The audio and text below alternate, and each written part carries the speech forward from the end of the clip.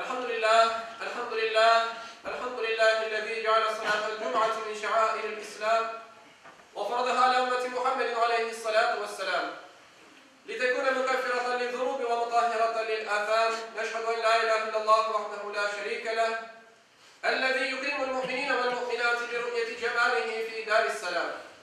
ونشهد أن سيدنا وسندنا ومولانا محمدا عبده ورسوله المبعوث بالدعوة وهي إلى دار السلام.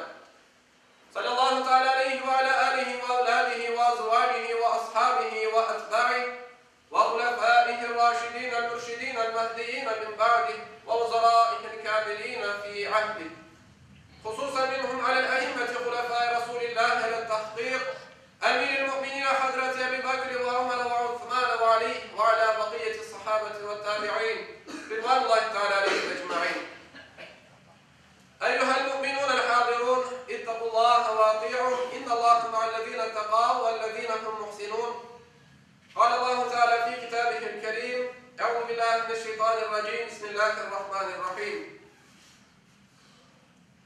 وابتغ فيما أتاك الله الدار الآخرة ولا تنس نصيبك من الدنيا وأحسن كما أحسن الله إليك ولا تبغ الفساد في الأرض إن الله لا يحب المفسدين.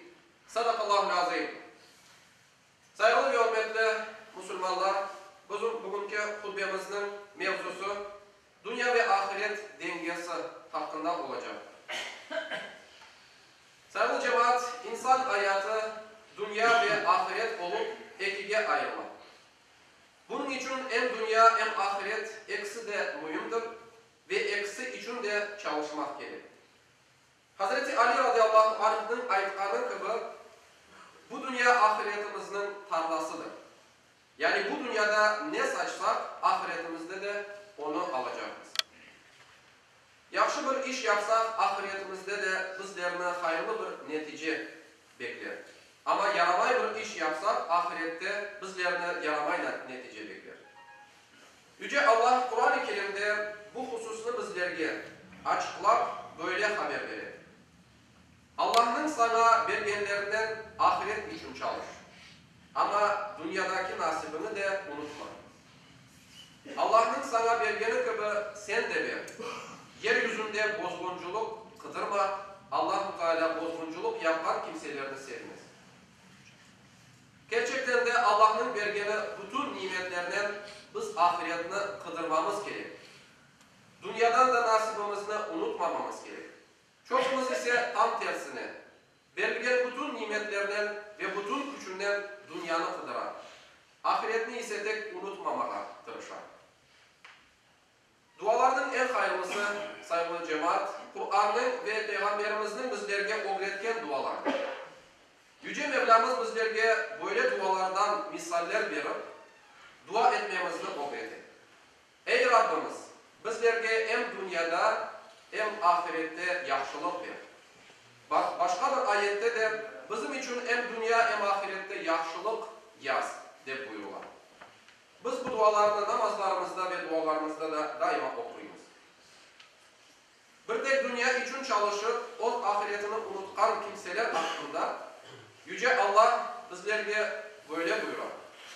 Adamlardan öyle kimseler vardır ki onlar böyle aytalar. Ey Rabbim, bizlerge dünyada ver.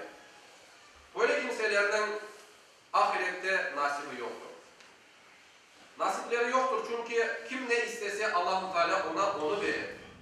Dünya hayatını isteyenlerge dünyanı, ahiret mutluluğunu isteyenlerge ahiretini. Ama ahiretini kazanmak için bu dünyada yaşamak ve zorluklara katlanıp sabretmek şarttır. Çünkü ahirette kolay kolay kimse kazanıp olamaz.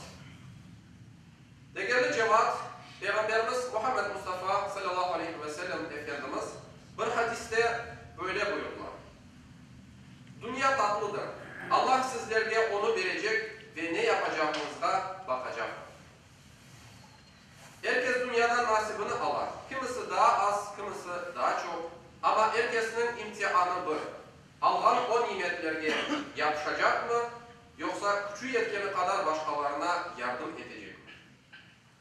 Peygamberimizin evinde kimerde birkaç birkaç gün açlık, kimerde ise birkaç gün altın ve gümüş tolup taşlar edi. Ama hiçbir vakit bu baylıkka yürek vermedi, adamlarga topeden bakmadı ve 3 günden çok bu baylıkның evinde olmasına razı olmadı. Bunu da bir hadis-i şerifinde böyle anlatır.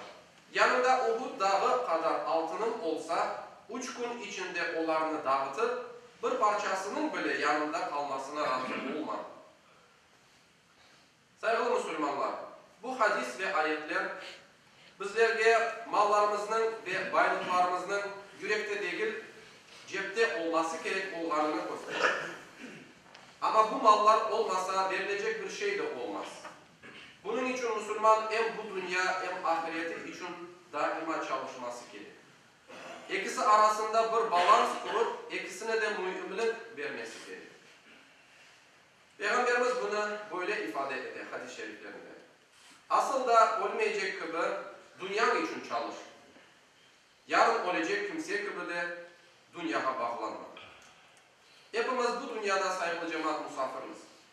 Asıl evimiz ahiret evidir.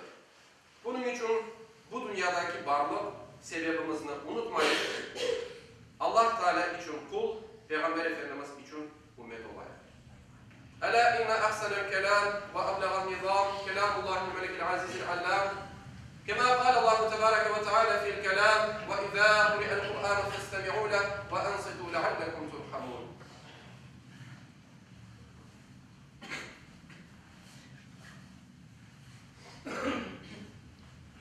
الحمد لله الحمد لله الحمد لله حمد الكاملين والصلاة والسلام على رسولنا محمد وعلى آله وصحبه أجمعين تعظيما لنبيه وتكريما لفخامة شان شرف صفي فقال عز وجل من قائل مخبرا وآمرا إن الله وملائكته يصلون على النبي يا أيها الذين آمنوا صلوا عليه وسلموا تسليما اللهم صل على سيدنا محمد اللهم بارك على محمد